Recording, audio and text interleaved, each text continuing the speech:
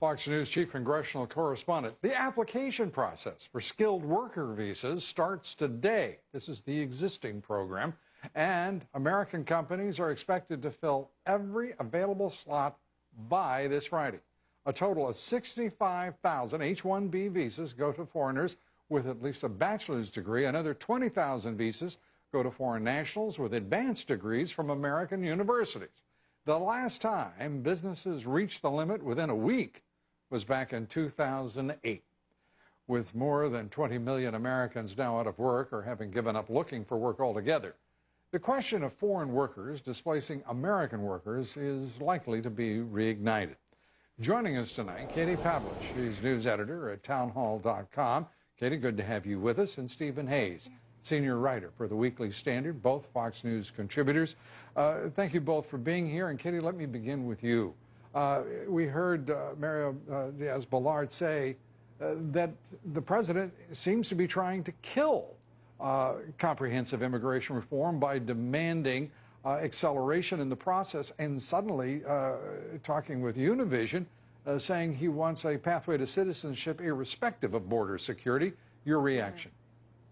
Well, I think President Obama's move on sequestration to use Border Patrol money to not staff the border, but to instead fund managers within Border Patrol, putting some of the border areas at risk by not manning those areas, proves that he's trying to kill this. That means there's going to be less border security and not more, as parts of the border aren't secured. And we've seen now that the only part of this that made it bipartisan up to this point is that border security. And you have Janet Napolitano, President Obama, and many people who work under them saying that we're not going to make a border security standard before we get this path to citizenship rolling again. So it's very clear they're not interested in making the border secure before moving forward with this legislation. And Chuck Schumer's comments over the weekend also say that.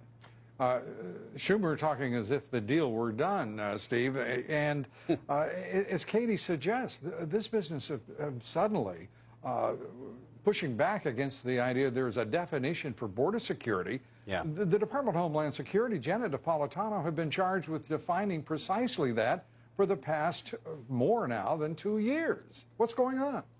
Right, right. And look, this is not the first time Chuck Schumer has been premature in declaring a deal was done before a deal was done. He's got a long history of doing this. Look, I think it's not clear yet that President Obama wants to kill this. I think it's equally likely that he just wants to pull it further to the left. I mean, I think if you're the president, if you're looking at this from the White House's perspective, you think, I'm going to continue to pull this thing to the left, continue to make demands that make it harder on Republicans, but give me something closer to what I want, and more interestingly, and I think more pressingly, closer to what the Democratic interest groups want. He wins either way. He wins if it goes down because he can blame Republicans and then run on it in 2014, and he wins if he gets this new comprehensive immigration reform that pulls the bill further left. There was a line in a Politico piece today about precisely this issue, which basically said Democrats in the White House they're feeling all of this pressure to scrap all of the considerations of border security. I mean, that's really quite a big step. Yeah, but the Politico piece and others have left out one component of the context, and that is that immigration reform or change in immigration law is way down the list of priorities for American voters in poll after poll. It does not rank near the top. Kate, you reported today the number of people crossing the border has doubled rather than declined or met any standard of security.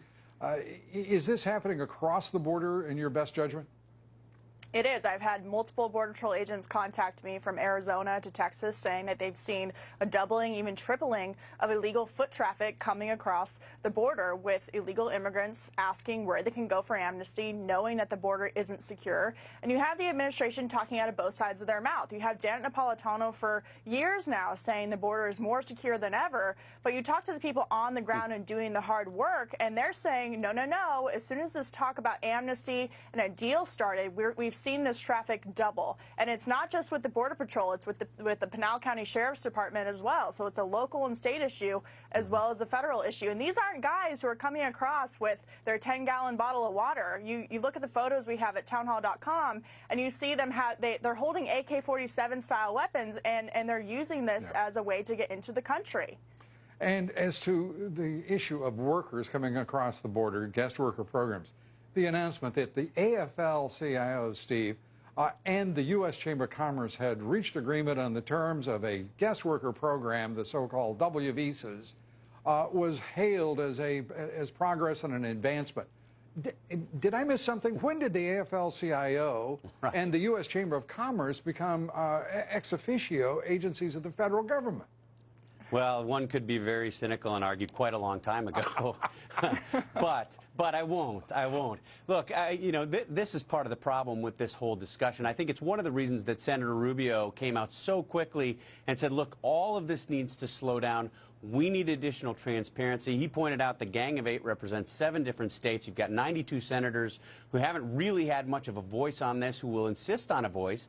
And I think Senator Rubio intends to slow this down considerably, hold hearings, a series of hearings, and basically force a national discussion that the White House frankly doesn't want. I mean, I think the White House would like to pass a bill, a huge bill, once again, where people don't know what's in it and can't raise objections to things that I think many voters might find objectionable. Yep, they want to do Obamacare again because it is the only one that has really worked for them so far.